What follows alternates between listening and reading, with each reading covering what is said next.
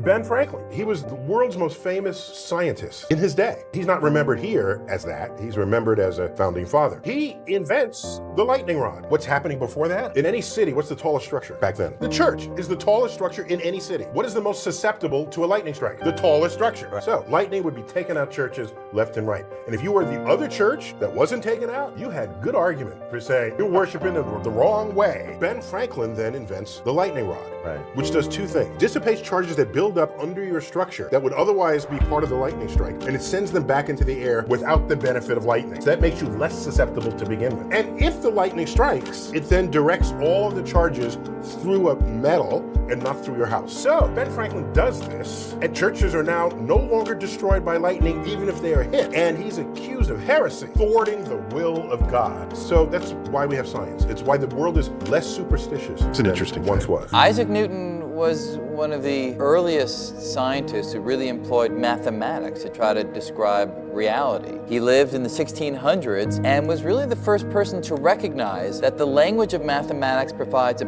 powerful, economical, insightful way of describing phenomena in the world around us. He would later learn that many of the plagues were from a flea. So the flea would get infected and would bite you and you'd get the plague, okay? Okay. The plagues have killed more people than practically more than wars, okay? Oh, wow. All right, so now watch what happens. Where did the fleas come from? We would later learn they came from rats and mice, okay, that were infected with the plague. If you owned a cat, you didn't have mice. You didn't get the plague. No, wait a minute. Who owned cats? Well, there are many women that own cats. So women didn't get the plague and they were therefore sorcerers. They were witches. And you still associate a cat with a witch. Yeah. To this day. This is what happens when you live in a pre-scientific era. Wow. The blame game begins. 70% of all men in the United States have jobs that involve driving. So you add it up. There's like truck drivers, cab drivers, forklift drivers, delivery car drivers, FedEx, UPS. This just keeps adding up. And you ever driving on a busy freeway? Trucks are all over the place. Somebody's driving that truck. The day all driving becomes self-driving trucks and cars, all of those folks are out of work. But I just want to settle once and for all, whether a glass is half empty or half full. If you are adding water to the glass and it gets halfway, it's half full. If you are drinking from the glass and it's halfway,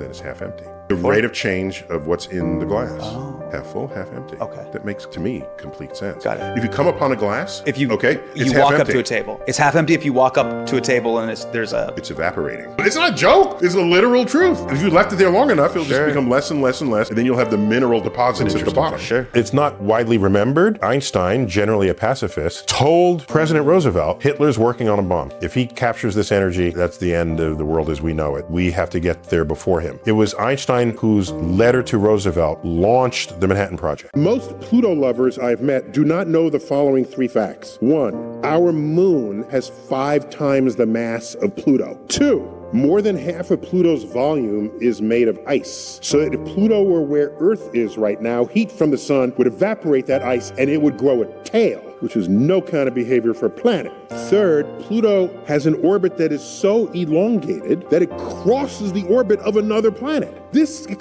No.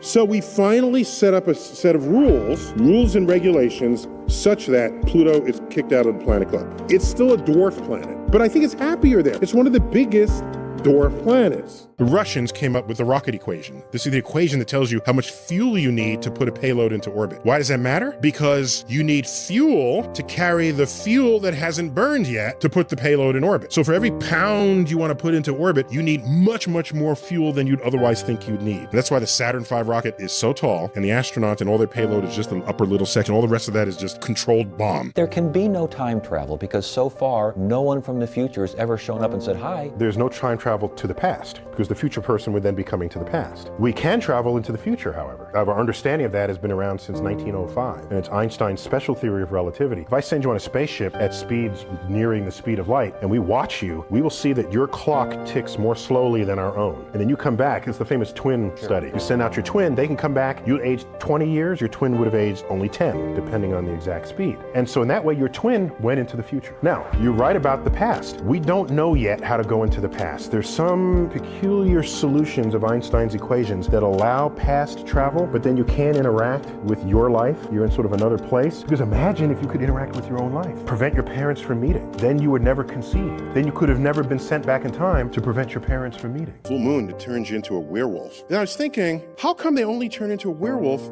when they notice the moon? They're not just walking around and just turn into werewolf and then realize the moon is. So somehow they gotta notice the moon. And then the moon like comes out from behind clouds. But the moon was full even when it's behind the clouds. It's full when you're in your basement. So maybe it's the light. They gotta see the light.